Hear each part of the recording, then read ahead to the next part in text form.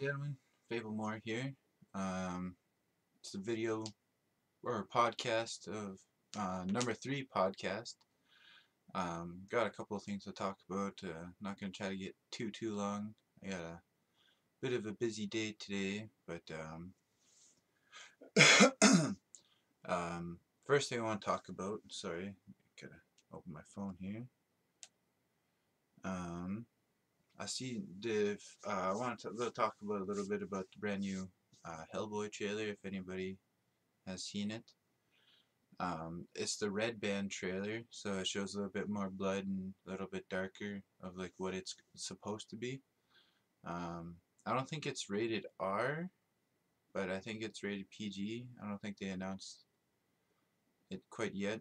Um, it looks really good. It has oh, I can't remember the actor's name. Sorry, everybody. Um, oh, I can't remember his name. It's not Ron Perlman anymore. They got a new guy for the new Hellboy. I can't remember his name now,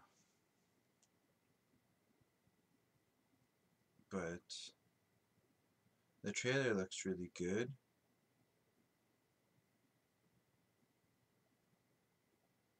Um,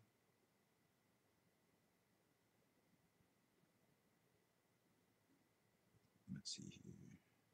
Sorry, everybody. Oh, David Harbour. That's it. David Harbour plays the new Hellboy. His costume looks really sick. He actually got like fully ripped for it. Like he worked out like every day for this role. He got like a really um, nice silicone suit because he had to get in shape for it, for like all the red. And yeah, he did it. Now he's back to Stranger Things. He lost it, all his muscle, because he played a chubbier cop. And what the heck's it called? But like the new Hellboy looks really good. They're redoing the series. Instead of doing number three, they're gonna relaunch it because it just took so long, and they want to revamp the series. So that one, it looks really fucking awesome. So if you guys haven't seen it, go check out the trailer. It's really good.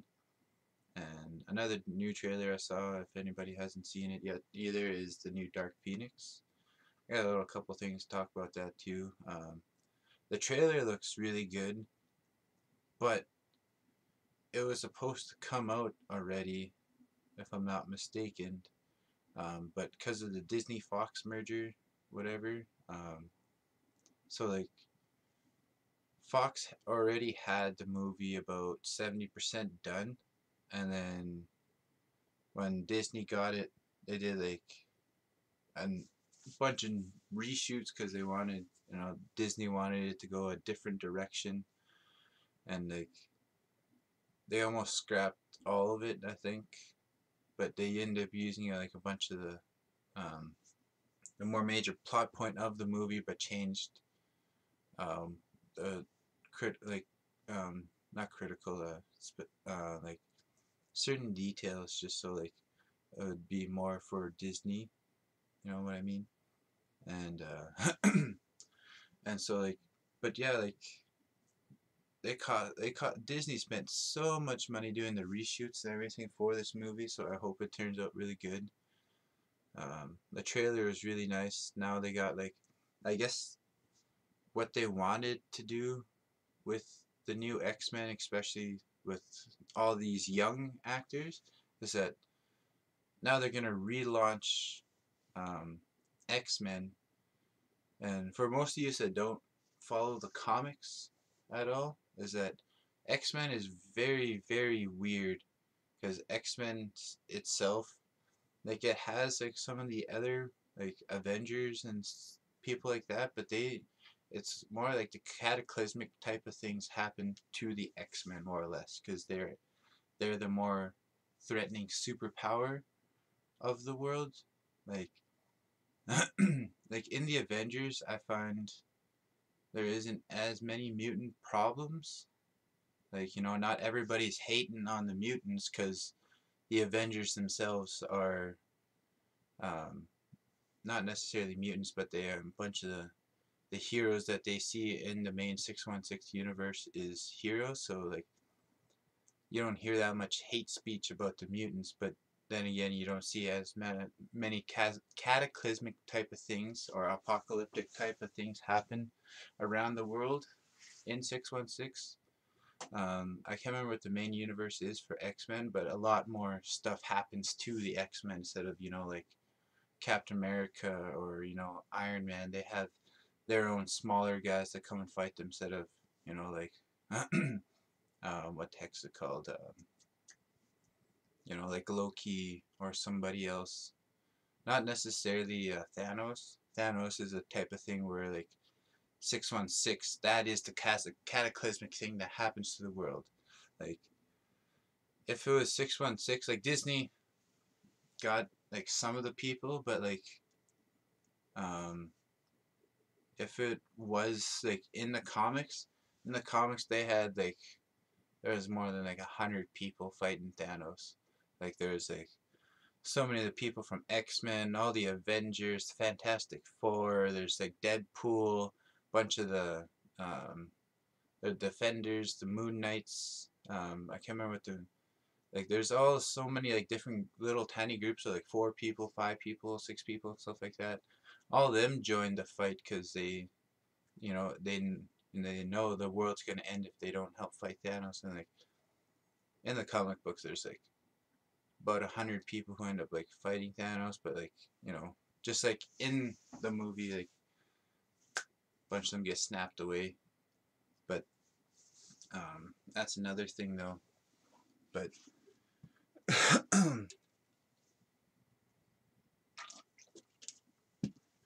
so, like, yeah, that's why, like, the X-Men universe,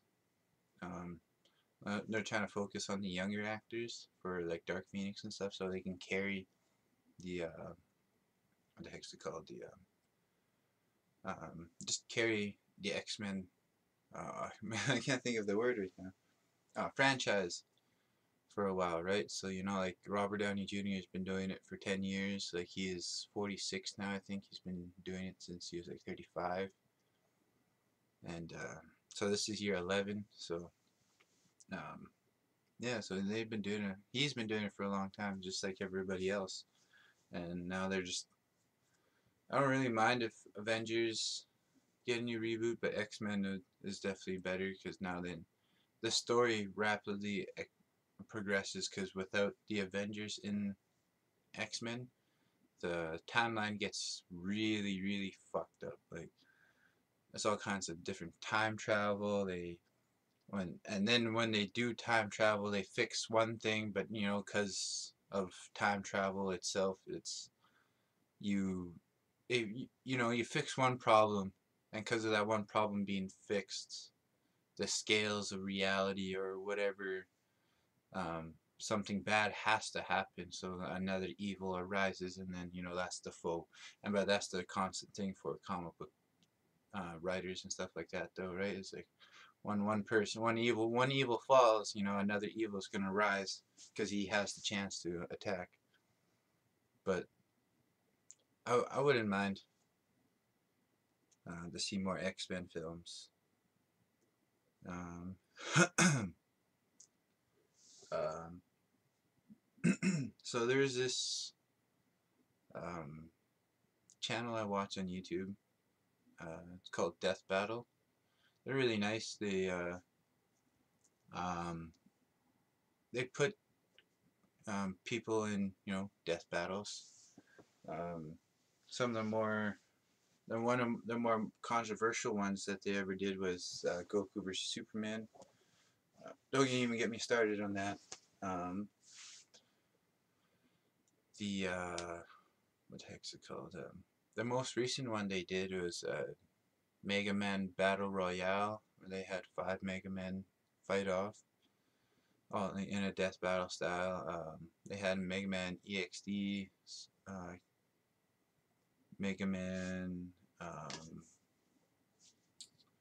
Starfighter, Mega Man Walnut, Classic Mega Man, and then I can't remember the other Mega Man. it's the generation after classic Mega Man. So like the little blue guy, and then the one above him where he's like a little bit bigger. The non 8-bit, like the heck's it called, the later on iterations. But yeah, then five five uh, 5-way death battle. That was really nice. They have a lot of videos of what they do. I think they're on 105 episodes that they did. The first couple seasons are a little, is when they like, a little iffy, is when they started out and they're trying to get the ball rolling. Then later on, they get really good into the science and whatnot. But it's a really good channel. I say you check it out. I've been a long time fan for a long time, and it's really good. It's just little nerdy things. If you want to see one, like they did one, Spawn versus Kratos. That was a good one. They did another battle royale. Charizard, Venusaur, and Blastoise, which is the better three if they had to fight together, like out in the wild, non-trained Pokemon, just like wild Pokemon all fighting each other. That one was a really good one. Um, what did they do? They did Charizard versus Agumon. That was a good one. Voltron. Oh, I can't remember who Voltron fought now. I'm pretty sure it was a Gundam. Or no, it was a Megazord. Yes, it was one of the Megazords. But yeah, they do all kinds of fancy good ones. The one they did before the death battle or battle royale was Namor versus Aquaman. Namor was originally the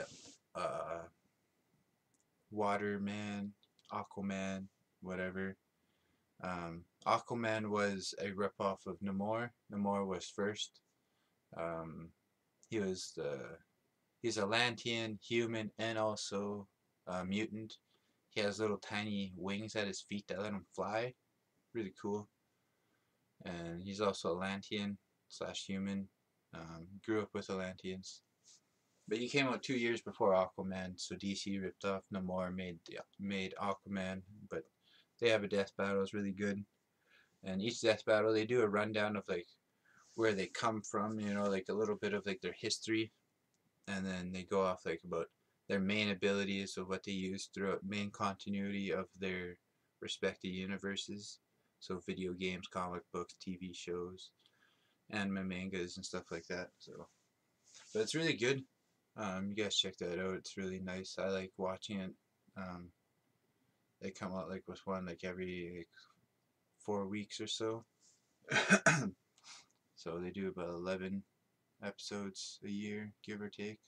So it's really nice YouTube series. Check them out. Um, so earlier today on my Facebook, I seen a video. I don't want to put that video up, so I want to talk about it. But I have a video later I want to show that really interests me quite a lot. It's about the pyramids. It's a video. I have it on Facebook if you guys want to check that out, because I couldn't find it on YouTube. Couldn't find the link. But before that, so I saw this thing on Facebook like years ago, and then it popped up on my memory for today, and it's about a guy who tells a story. Oh, sorry everybody. Oh, so sorry. It's about a story about a guy who takes, or who is given 30 hits of acid. So the story goes is that he worked at a diner as a cook, I'm pretty sure. And at the end of the night, when instead of throwing all the pastries and all that stuff away, he would give it to the local bums around. And then his boss didn't mind either. Like if you're gonna throw it away, you might as well give it away, right? Like And so he gave it to this one guy, and it was like a big bag. He said he gave him a big bag of food, and I can't remember why he said he did it. I think it's just a lapse of judgment. It's a really funny video. I'm pretty sure if you look it up on YouTube, it wouldn't be that hard. I just want to check and see here.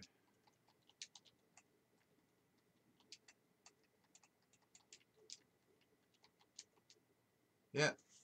So holy fuck, that video is 9 years ago.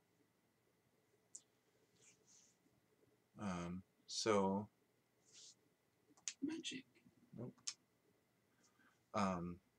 So if you look up on YouTube 30 hits of acid, watch it. You'll explain it way better than I will. But I just wanted to talk about it a little bit today because it was just a funny video. I always tell people, like, like when they're like, "Oh yeah, I did acid before." I was like, "You want to hear a crazy ass story I heard?" And I always tell them this, like, so like back to the story. The guy from the diner gives the homeless man all like the pastries and donuts and stuff. He's like, "Oh, thanks a lot, bro." He's like, "You know what? I got a gift for you." He's like, "Open your mouth." And the guy says he's like, "I don't know fucking why. I just opened my mouth." And so he fucking opened his mouth. And the guy had a syringe like for eye drops, I guess, but it was acid. So what he said, it was probably about like, oh, eye drop syringe about that big. And he said that he opened his mouth and then he squirted so much acid in his mouth that he felt the liquid drip down his throat. Like, for most of you that don't know or that is not educated enough, like, from what I've heard, it's that they get a sheet of paper, maybe smaller than my phone, probably about like this big, and they have it all, like couple centimeters, little boxes and stuff, like almost like grid paper, and then they basically do a drop on each little thing, each little, like, they do their own, like, smiley face, whatever little symbols, right? And they do a drop on each little thing, like a single page is from, like about 30 drops of acid, right? Because it has like 30 hits. So like a single drop is a hit of acid, and depending on the potency, one hit, if you're not doing it regularly, will fuck you up. And especially if you're not used to doing drugs or even doing psychedelics, like one will fuck you up. So just the fact that there was so much liquid that it dripped down your throat, because could you just imagine how much acid that was? He says he wants to say roughly around 30, because he said that he's done acid before,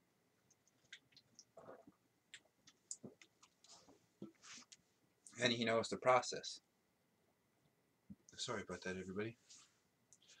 And since he knows a drop is a hit, and most syringes hold about 30, is that he knew that there was 30, and it was just like, he freaked out, and he was like, "What the fuck was that?" And then the guy told him that it was acid, and he was like, "Holy fuck." um, he goes off about how he, like, when you're high on one hit of acid, you're high for about, a couple of hours, and you peak where, like, you're completely really high for about, an hour tops. He said his bus stop was about 15 minutes away, and I think he said it took him about like 5 hours to get to his bus stop. Or his bus stop was more than 15 minutes. It was a walk. It was a walk away, like, from where he worked. And like, he remembers, because he was done at like 12 o'clock at night, right? So he remembers the sun coming up, and he still couldn't find the bus, and then finally got to his bus stop so he can go home. And then later on talks about how like those 30 hits of acid still fucks with him today, and like, you know, it's just like completely fucked him over and shit like that. And like, but can you imagine though, like that would fuck somebody's like day up, not even life up, from doing 30 hits of acid. But that's just fucking crazy. So um, look up 30 hits of acid on YouTube, listen to his story. I probably extended it a little bit more, but like, yeah, man, like 30 hits of acid, that's fucked. Um, and another thing I shared, if you're not on my Facebook page, um, I saw that Will Smith um, did a little video about how he turned down The Matrix. The producers and director that did The Matrix asked him if he wanted him to play Neo, and it was just hilarious of like what he said and like how they pitched it and stuff like that. And that was the same year he did Wild Wild West, and but he turned it down, and you gotta like watch the video. And Will Smith turns down The Matrix. Like, it wouldn't be that hard to find, and like he what's it called, like he explains how like if he probably would have did it, because Neo was black and they would have made Morpheus white, and they're talking about how they would have wanted Val Kilmer as Morpheus for the film, so Neo would have been Will Smith. He didn't say anything about who Trinity would have been, but he said Morpheus would have been Val Kilmer. That would have been fucking weird to see. Alternate universe, I'll find that would have been a weird video. I mean, weird movie to watch, but alternate universe where he did it and maybe Neo did Wild Wild West. um, but where is it here? Were built. Oh, I'm not telling you. I'm gonna play that video in a second here. But yeah, he explains how they pitched it, and it was just hilarious. Like, I can't recreate it because it'll just ruin it. So look up Will Smith turned down The Matrix. It's funny. I think it would have been a weird movie to see. I wonder where. Um, like he explains at the end of the video how like if he would have did it, he would have completely fucked up The Matrix. Maybe like it would be a completely different movie. I just wonder how like Keanu Reeves, what would have happened to Keanu Reeves, because that was Keanu Reeves's like not big break, but that like that was when his wife got cancer, and like that movie helped pay for her treatments. So who knows what would have happened, but good thing Will Smith turned it down, because it would made Keanu Reeves that much more successful and helped his wife and everybody else. So now getting to the final part here that I want to talk about. Were built. There's this guy who built the ancient pyramids. If you guys haven't seen this video, it was a little bit difficult to find on YouTube. It's like, who really built the ancient pyramids? Credit to Graham Handcock. You can go see his page on Facebook, Graham Handcock. So if you want it easier to find, you go Graham Handcock, who built the pyramids, on YouTube. But hopefully I don't get in trouble. This is a podcast.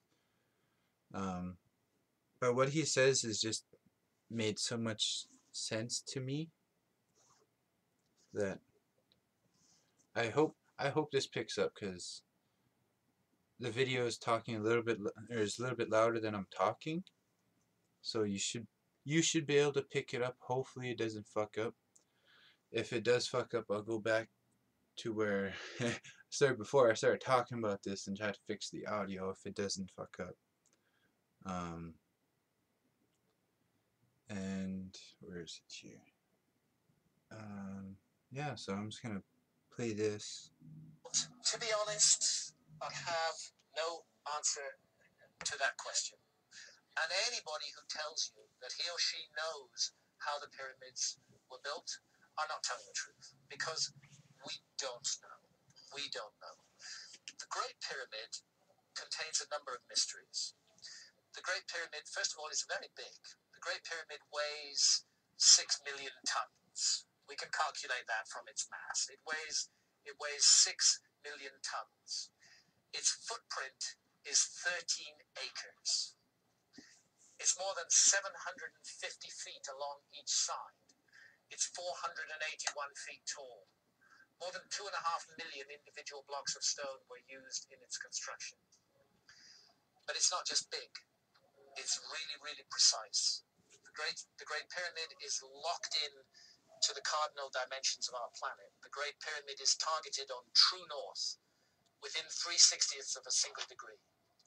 Now, no modern builder would create a large building and add onto his or her shoulders the additional burden of aligning it to true north within a fraction of a single degree. They just wouldn't get it. They wouldn't understand why it was important to do that. But something drove the builders of the Great Pyramid to go to a very great additional trouble, not only to create this massive, imposing monument, but also to lock it on to true north, and then other things, to incorporate into its dimensions the dimensions of our planet. I don't want to get too numerical or possibly even boring here, but if you take the height of the Great Pyramid and multiply it by 43,200, you get the polar radius of the Earth. And if you measure the base perimeter of the Great Pyramid accurately and multiply that measurement by 43,200, you get the equatorial circumference of the Earth. In other words, for thousands of years, through times, through dark ages, when human beings didn't even know they lived on the planet, never mind its dimensions, that monument has encoded and speaks out the dimensions of our planet on a scale of 1 to 43,200. And the scale is not random. The number 43,200 is derived from a key motion of the Earth, which is called the precession of the Earth's axis. The Earth wobbles on its axis very slowly at the rate of 1 degree every 72 years. And 43,200 is a multiple of 72. In fact, I think it's 600 times 72, but I need to double check that. But it's a multiple of 72. Check it out. So they've given us the dimensions of our planet on a scale defined by the planet itself. And that's an incredibly clever thing to do. How on earth did they do it? Where did that knowledge come from? This is why I'm forced to consider the possibility of a lost civilization in the human story. This is a work of almost, but not quite, space-age precision. It contains errors, but they are human errors for sure, but they're very tiny. There's great precision, great skill, great craft. Some people will say to you, oh, the Great Pyramid was built by slaves. That is utter bullshit. No slaves were ever involved in the construction of the Great Pyramid. As far as I know, there were no slaves in Old Kingdom Egypt whatsoever. The Great Pyramid, I've climbed it 5 times. I've been in every known chamber in the Great Pyramid. It is a work of stunning artistic achievement. You're looking at the work of masters of architecture at the peak of their skill, not an unwilling labor force, but people who gave their labor to that work with love and with care and with attention. There are blocks of stone weighing 70 tons that have been raised more than 300 feet above the ground. And we're not talking a couple of blocks, we're talking dozens of blocks of that weight. The average block weighs about 2.5 tons. It's the moving of those huge blocks of stone, their arrangement into a high precision monument, and the achievement of actually doing it, because if you make a small mistake at the base, by the time you get to the summit of your 481 1 foot high pyramid. You don't have a pyramid, you have a corkscrew. Yeah. They got it all right, and nobody today can explain how they did it with the knowledge that is supposed to have been available in ancient Egypt in the Old Kingdom, and with the tools that are supposed to have been available. And that's why I can't help feeling that we are missing some chapter from the human story.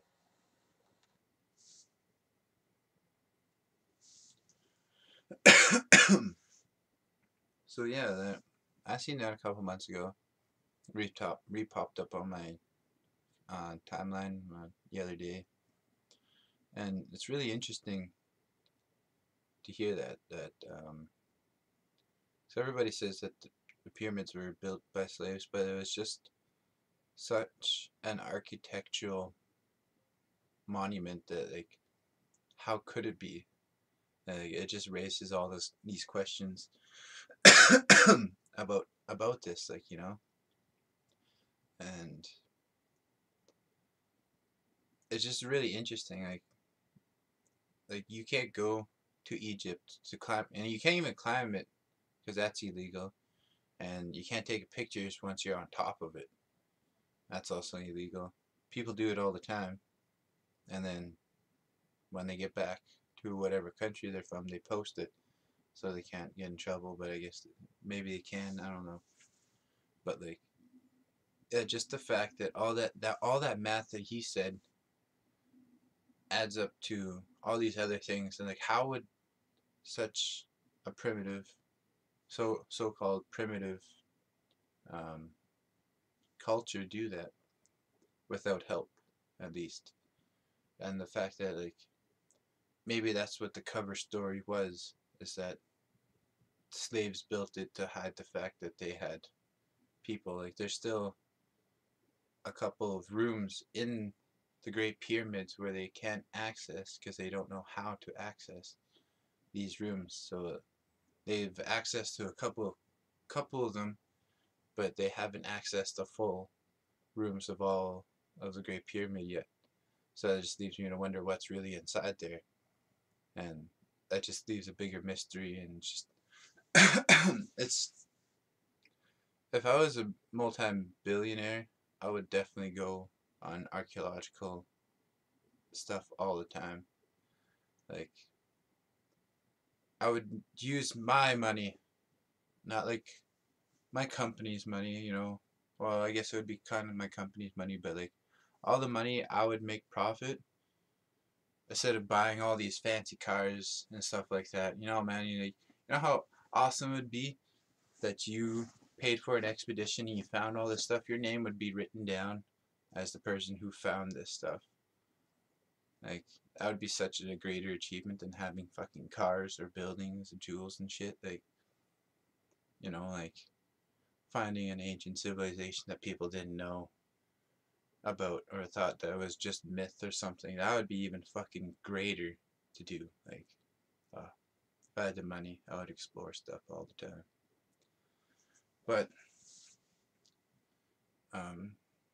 like, they, even like the Sphinx, there's a chambers inside the Sphinx, and they can't get inside it because they don't know how. I want to guess there's like sand. There's like something underneath, because like if the sand is almost at the base of the Sphinx, you gotta think like feet underneath it they would have something to get inside there. Because you gotta remember, over time the sand moved over everything. Like, the Great Pyramid was once all white marble and like shined. So could you imagine that? That would be so fucking beautiful. Instead of shine like pearls, that was all just beautifully white. But yeah, like just stuff like that around the world is just so fascinating. I find it. It's just so cool that people are still trying to look into and still trying to figure out. Um, oh, sorry. But like, yeah, it's just like all these weird things are around the world, and so it would just be so cool to explore. Like, if if I had the money. um, but as it is for now, I'm gonna wrap it up. I am actually going to go to a party tonight um, at the Double Decker. Be really fun. Friends at Prairie Dog Entertainment are hosting another event. Gonna go see that. 3 different floors, 3 different types of music. Um, so hopefully that's gonna be really good. Tomorrow, ooh, ooh, I'm gonna review edit La Strada by Edson Cannabis Co. tomorrow, and hopefully the next week I'll have some more things to show you guys that I'm going to be reviewing for the next couple weeks or so. And next Saturday, who knows what I'm going to talk about. I'm going to try to find a little bit more interesting topics to talk about. We'll see how it goes. But as always, just like, share, subscribe. Um, Go to my Facebook page. I'm going to try to post the stuff that I'm going to talk about throughout the week on there. And, as always, have a good day. Hit that notification bell to stay reminded. And you guys have a good day, and I'll see you guys tomorrow.